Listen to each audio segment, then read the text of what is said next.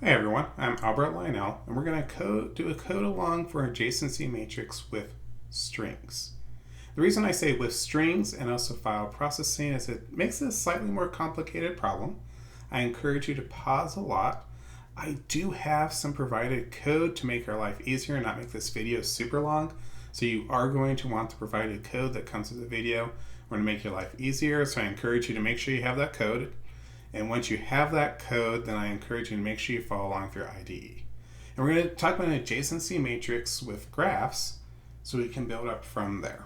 Now, let's go ahead and first picture a graph, because picturing a graph is critical. Whenever we talk about graphs, we should first think about drawing. Now, I say strings, but I'm going to have a single character, but it could be a string or a whole word. I'm going to go have node A, and we're going to have a node B. We're going to go ahead and do a C, and we'll actually have a D node in here, so we'll go ahead and do D. We'll have an E node, E, and we'll have an F node. So we'll go ahead and have this graph that goes A, B, C, D, E, F, and that should be our various nodes that we have. And then I also want to go ahead and assign some weights.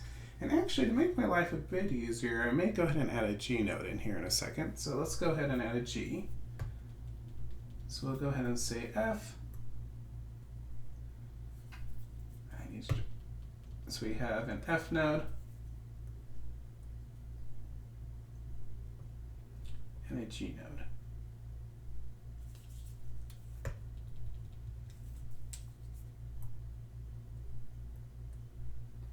And so from A to B, if I want this directed, we're going to say 2. Doesn't have to be directed, but we could. From A to C, we'll say 3. From B to C, we'll go ahead and say that's a 3. And then from D to B, so D is actually going to come back here. We're going to say 1. Okay, and then that's a 1 in there. And then from C to E, we are going to go ahead and say that has a cost of 4. All right, and then from D to G, we're going to say that's a cost of 2. And then from E to F, I'm going to say that's a cost of 3. And then from C to F,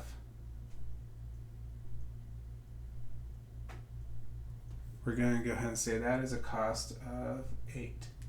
So in truth, what I end up having is 2 graphs that are sort of connected, but not quite, because D doesn't have anything in, so this is a potential start location, and this is a potential start location.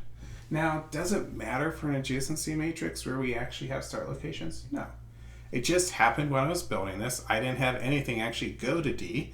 D happened to be a start. I didn't have anything go to A, so they both ended up having that. And we'll see this in the file that I have, because what I also ended up doing when I built this is I ended up creating a file that has this information. And so if I transition here, I see this file where I have A to B is 2, A to C is 3, B to C is 3. And all the way on down, you'll see D starts, but D does not show up in this column at all. Same with A. So we have this sort of situation that's going on. We also have a E to G, which I forgot, which is a 5. So we have an E to G, which is a 5 that connects it. So that means our actual thing coming back to here has a little extra 1 in there. Just happens to be what it's set up. For the most part, we're going to go ahead and look at the A's, but we'll go through there and take a look at this graph. Now, the nice thing about adjacency matrix is we don't care that it's fully connected. We don't care that it has some things that start in different locations. We just want to take a look at these numbers, and we say, here are numbers, and we want to build a matrix representation of this setup. So what we want to do is we want to say, all right, here's a matrix that's going to go ahead and have its 7 elements, so you're 0, ... till 6.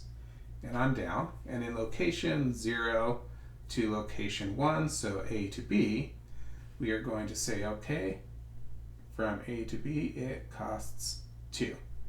Down the line are all zeros unless you happen to have a loop back to itself. We have all these zeros in there, and then from location 0 to 3, it's going to cost 3. And nothing else is there, so these all become zeros.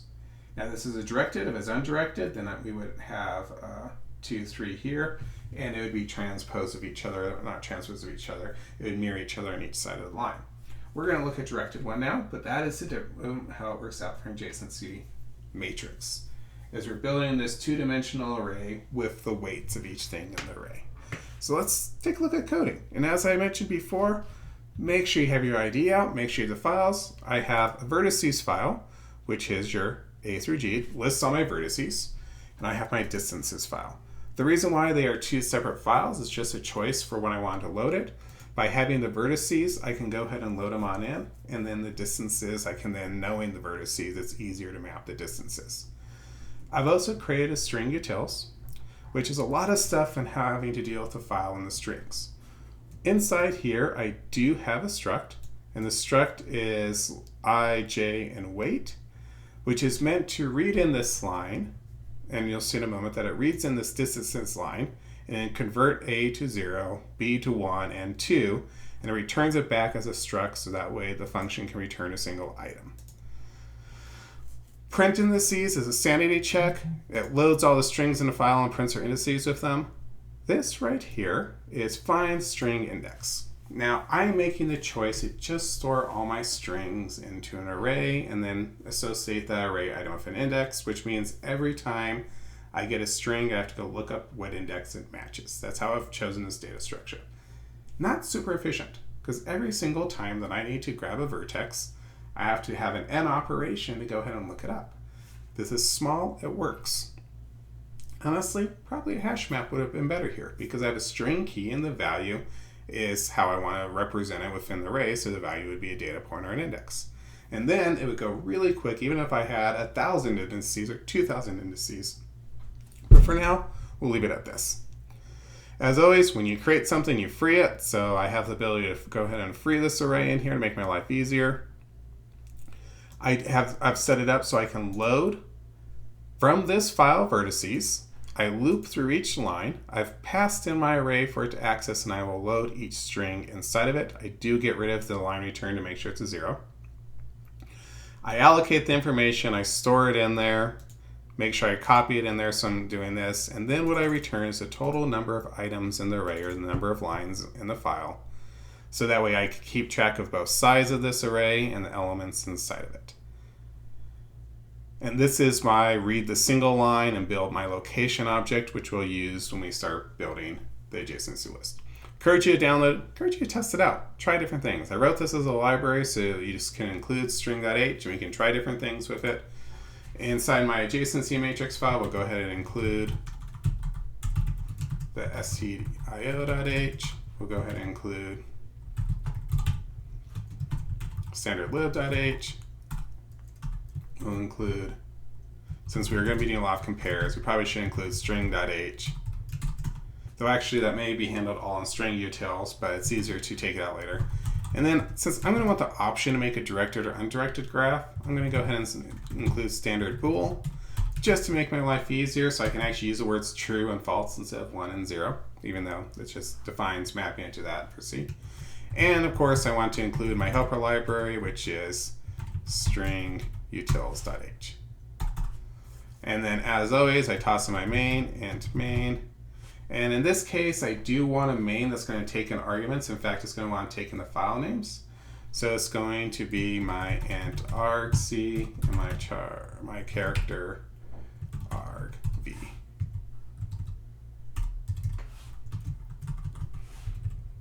And return 0, so I have that. Because I'm going to be reading things from files, and I know I'm going to go ahead and build a names array, and then I know I'm going to build an adjacency matrix. Since all my weights are going to be int values, it's actually going to be just int values for it. And I'll make my life easy. If argc does not equal 3, I'll go ahead and end the program, return 1, and then print need 2 files. Really would bring us out to a much nicer one, like saying, hey, usage, we'll go ahead and do that. In fact, ideally, I would actually print to standard error. So I'd print ferr and then print to standard error. And then I'd have a much more detailed information, but this works. And we can go ahead and do this and go from there.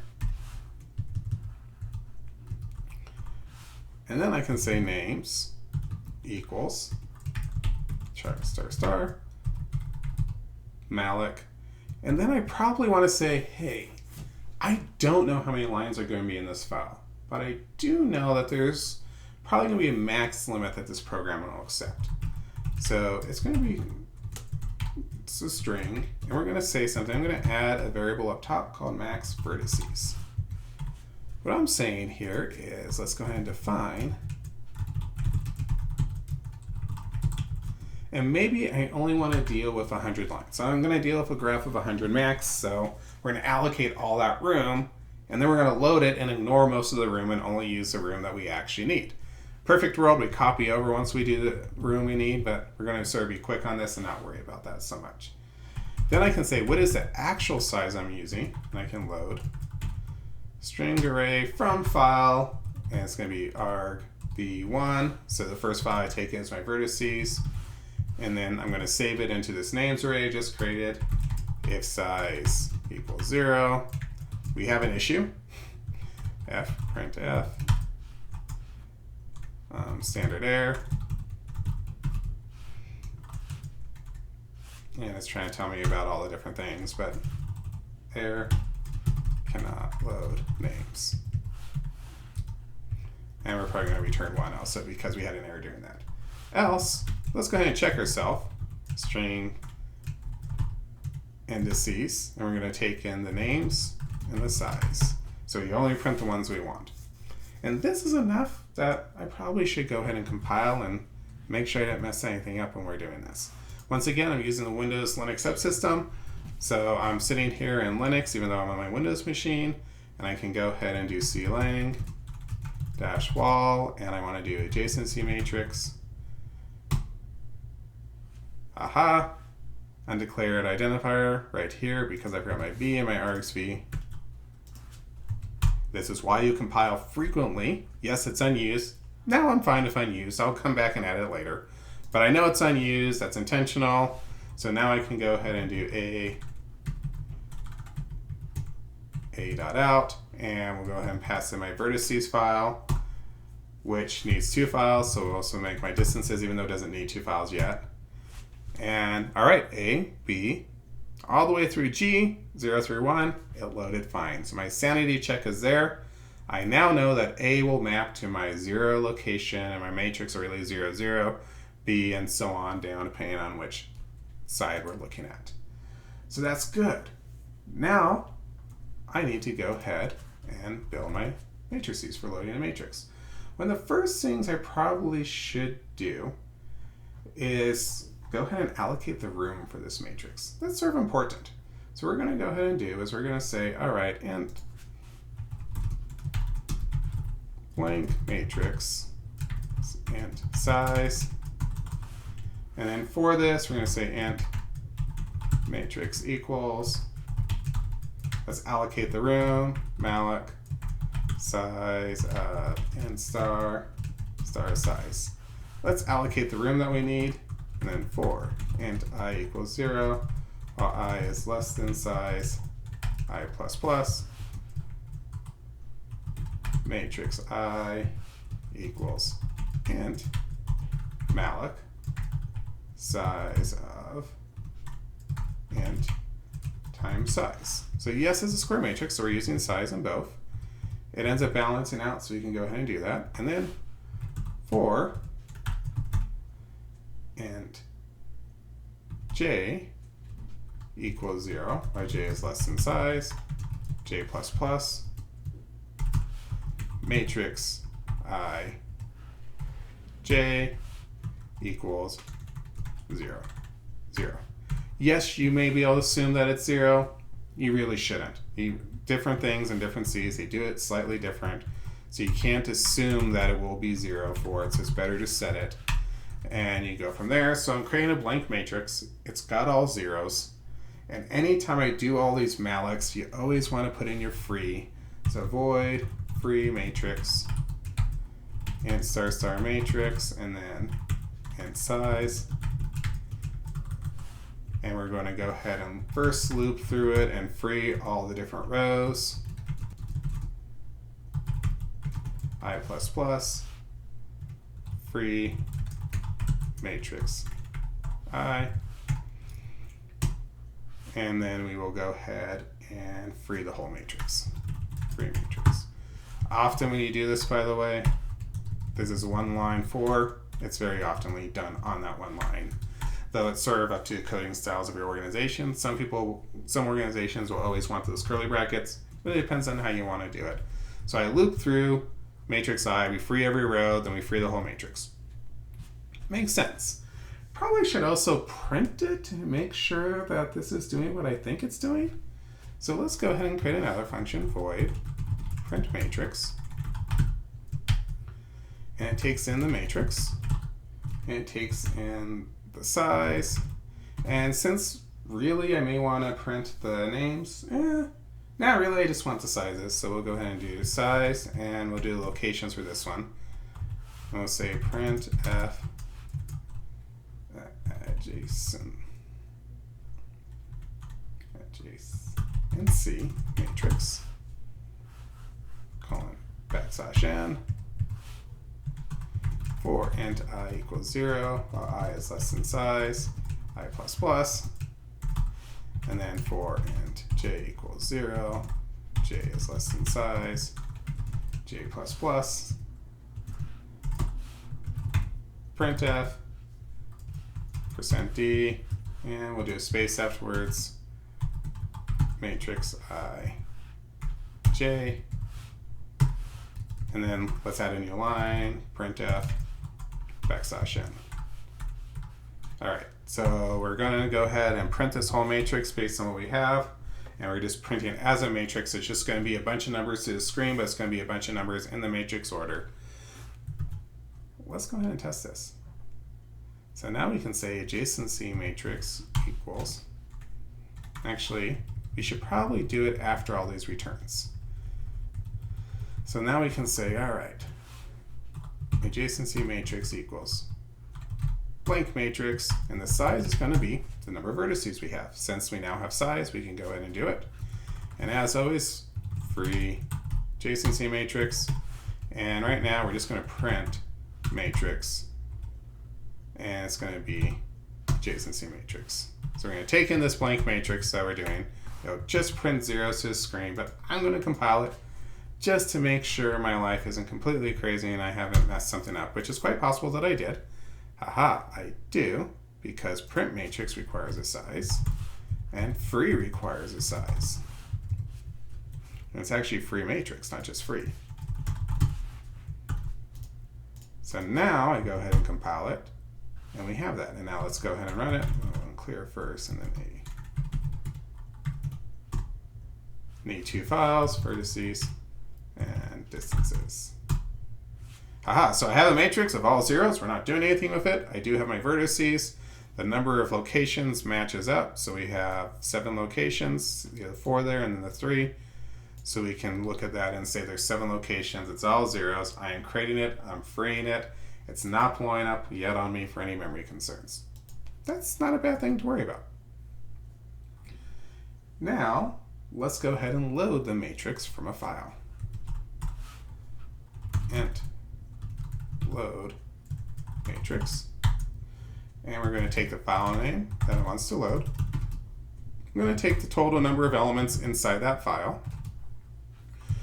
We want the name list, or the total number of elements that we're going to be adding to a matrix. You want the name list, which that size will also add to. And then I'm going to say Boolean undirected. So this load matrix says, hey, we can go ahead and load this matrix. Because being directed or undirected is just adding one line of code, I'm going to set as a Boolean to determine if this wants to be directed or undirected. Then we're going to say, all right, since matrix is coming in, and this is going to return a matrix, So let's go ahead and int matrix equals blank matrix size. I could have passed it in as a parameter and made this a void method, 100% valid. In this case, I just chose to do it here, and we'll have to change our code later so we don't create extra things we don't need to. And then of course we need our file pointer equals fopen, file name r, since we're going to read it. If file pointer equals null, we've got an issue, so go ahead and fprint to standard error, unable to open file, \n. Probably would be good if you put in the file name, but for now we're doing it quick and we're going to return null, meaning, hey, it didn't work right. And now let's go ahead and get to the work. First, we're loading a string from a file, so it's good to have the buffer, 256, or whatever you want. Really, this could be much smaller since we know the file lines are sort of small, but we'll leave it at that. And while f gets buffer 256, file pointer does not equal null, meaning, hey, there are still lines you're getting the file, we're not trying to grab a null line. Let's do all the work. And before I forget, return matrix. So now we have something. Because I was nice and created that location node in the other file, I can say create location, and it takes in buffer, name list, and size. And what that returns is a structure of I, j, and weight. So it's going through, reading the file, so I have this distance, this file, AB2, and for AB2 it's going to return 0, 1, 2 as its structure. And now I can say, all right, if loc I equals -1, or even just less than 0 really, but we'll say -1, or loc j equals -1, we've got an error. We just found a location that doesn't exist, so fprint f standard error, invalid name and file. And in this case, let's definitely go ahead and print out that there's an error, so we'll go ahead and pass in the buffer and say, hey, there's an invalid name, but you know what? We're just going to skip it. We have an invalid line, we're just going to skip it and go back. Maybe they put a comment, maybe they did something that doesn't quite match up, so we'll skip it, but we'll continue looping through the file. Then we can say print, and we can say adding edge from %s to %s with weight %d. And then in order to get the name and not just index, I can say name list. And since this is the location in the name list, the way you have set it up, and say loc I and name list loc j. Since I've already found it, I know it's in there, I can add that on in, and then of course I need the weight, so it is loc weight. So I can say adding. We have this here. I'm going to go and move this one down just because it's easier for me to read when I do it this way. Every group has a different formatting for how they choose to do it, but I'm going to print out what I have. Now I want to add the matrix, so matrix loc I, and then loc j equals loc weight. If it's undirected, I just want to flip it, right? So if it's undirected, that means j also points towards I, as I pointing towards j. So we can say matrix loc j loc I equals loc weight. So now we can make a directed or undirected graph by how we do it. And just because I only needed loc temporarily, we free this location. And at the very end, we return matrix. Because I like to make things that have sense on meaning for the names, I can also say int load directed matrix, and it would be char file name, and then int size, and then char name list, and we just return load matrix and it'll be file name, size, name list, and false. If I want to do the same thing if an undirected,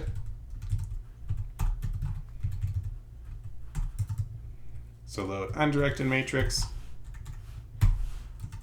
this would become true. This gives me 3 function calls that are very clear. I can do a directed, undirected, and this is my thing that does a work, so I abstract it out to the one thing that does work here, and it goes through it. Let's test it. Let's see if this works. 1, I don't need the blank matrix anymore. Instead, I can say load, and we'll make this a directed matrix, and we want the file name, which is going to be argv2. We want the size, which we were able to get up above, and we want the name list, which is names. So we have that, and then we're going to assume that, and then we'll go ahead and print once we load it. Let's see how this works.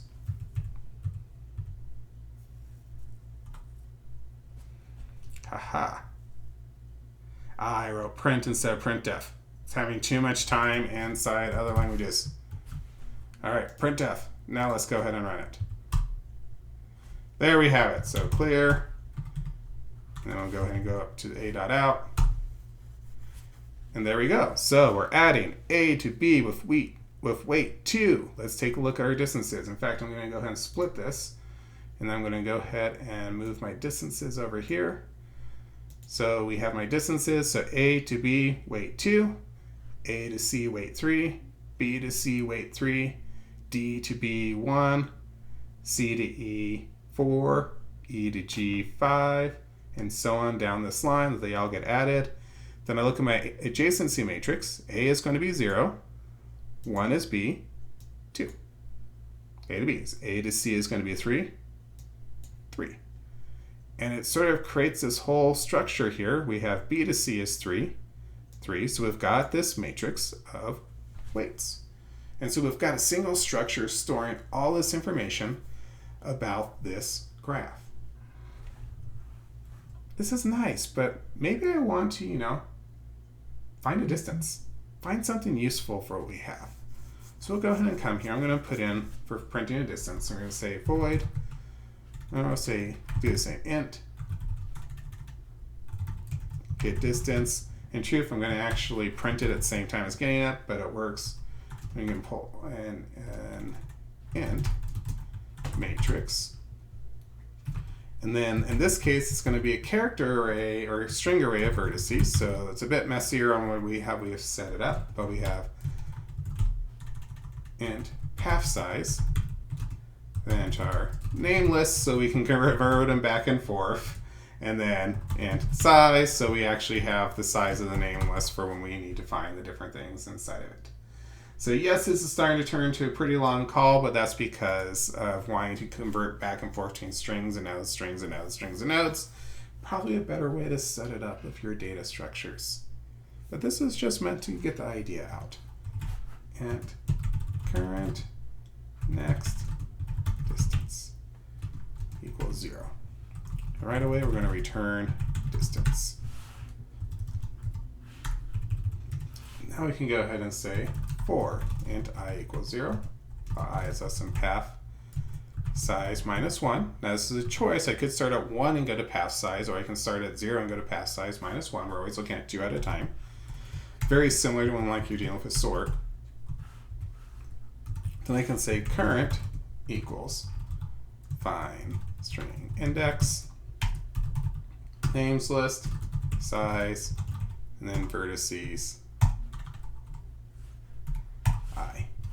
And I call those vertices. Maybe I'll rename that path. That way you know which one I'm talking about. So path I. And then next is find string index, name list, and then we take in the size, and then it's going to be path I plus 1. And this changes, by the way, the I and I plus 1, depending on if you went to size or if you went to minus 1 size. By doing this, we're able to go to a top without necessarily having an OB1 error. Then my distance is going to be distance plus equals matrix current Next. If it's a zero distance, hey, then fine, it's not going to change anything. Probably should have an error, but we'll deal with that. And to be nice and to help us understand better, we're going to say %s to %s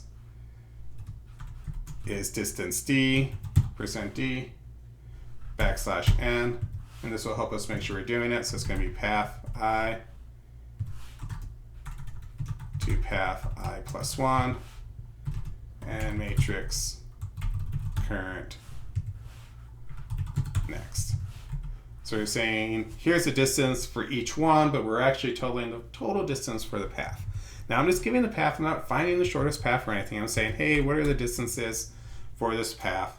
Let's go ahead and print it out. Let's try this. Let's see if we did it right. First, I'm going to go ahead and compile just to make sure I don't have any syntax errors, which of course I do. And it's once again changing too many languages, printf. And now we can go ahead and do that. And now let's go down here and we've printed the matrix. So now let's mess around with distances. Now, when you're building a string and we're saying, hey, we want to do a string of all these distances, it ends up being a bit more complicated than just forming an array on the fly, because we're actually doing a character of characters. So I'm putting this in here, by the way, to help make our code easier to read. What we need to do is we need to allocate room. So char star star path equals char star star malloc size of char star. In this case, I'm going to do 3 for my node, and for path 0, it's going to equal A. Path 1 is going to equal C. And then path 2 is going to equal F. And then just so I don't forget to do it, I am going to free path after I'm done with it. But before then, I'm going to say print distance. And it's my adjacency matrix, and it's going to be path, and it's going to be 3, and it's going to be names, and it's going to be size. So I want to print the distance as we go through here. As a reminder, and if we take a look back at our code that we had, or at our matrix that we had set up before, this reminder that we have is we can take a look at it and say, all right, so we are looking for A to C to F, and that has a pretty big jump in there. We can go from A to C to F, because what that ends up looking like is we have A to C is 3, and then A to F is actually the one over here. This 4 ended up going with the E. So A, C plus 8, or 3 plus 8. So if we did this right, it should be 11. So we'll take a look at that one. And there's also another path to get to F from C, where we do A to C to E to F. So A to C is once again 3. And then we do this E, which is now 4. So plus 4 plus 3. All right, and so we actually have in this case 10.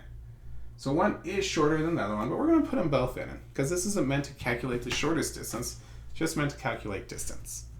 So let's go ahead and run this.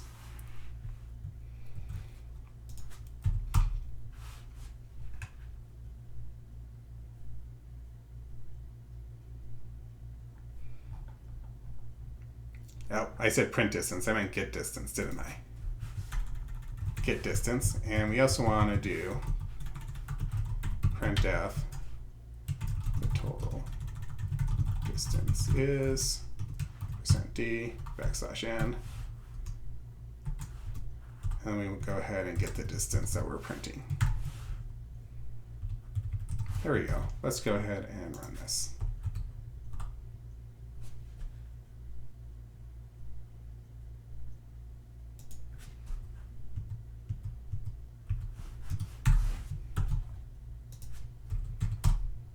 There we go. And then we do a.out. And the total distance is A to C is 3. All right, A to C is 3. That is correct. And then to C to F is 8. And it adds it together for 11, what we expected. That's a good sign. And the total distance is 11. That we have that there. Now let's go ahead and do another one. So I'm going to go ahead and copy this just to save my typing on out. We're going to call this path 2. And I'm going to make 4 elements. And so from here we're going to A to C, and then we're going to go to E, and then we're going to go to F.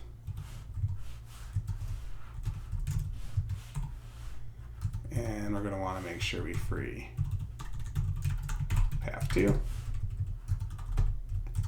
And then we print this whole thing again. So I'll go ahead and copy it. Yes, if I'm copying, probably should have had a function, but this is for demonstration purposes. This is path 2 and 4.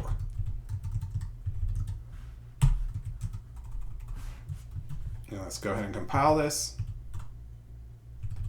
and run it. Segmentation fault. This could go ahead and be a fun error that we did because we forgot to change these.